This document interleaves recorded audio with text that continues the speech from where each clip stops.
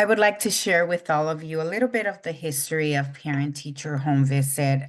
Parent-Teacher Home Visit began in Sacramento City Unified School District back in 1996 as a community organizing strategy with a community organization based out of Sacramento called Sacramento Area Congregations Together.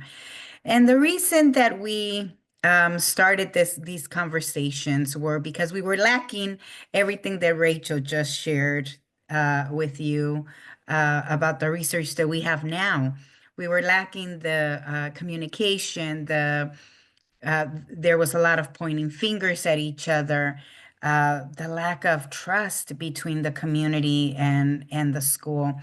And meanwhile, our kids were falling through the cracks. And I was one of those parents that her child was struggling. So out of that community organization, we started working with an amazing, incredible group of teachers that work with us for 2 years in doing focus groups throughout Sacramento, throughout our community. We did 150 one-on-ones, home visits, and really did a listening campaign to hear what the community was missing and why this huge disconnections, this cycle of blame was happening between the community and our school.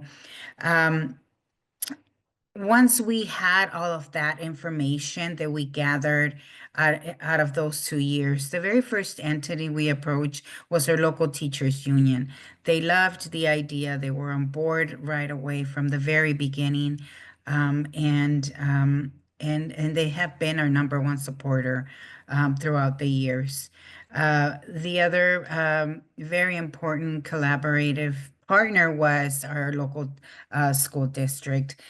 We convinced 8 schools back in 1998 to go along with us in this hope and dream that we had to change our community and our school.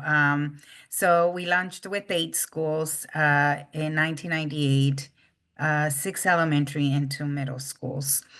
Um, Out of that listening campaign and our collaboration together with this incredible group of teachers, we got 5 core practices. So on the next slide, you will see our core practices.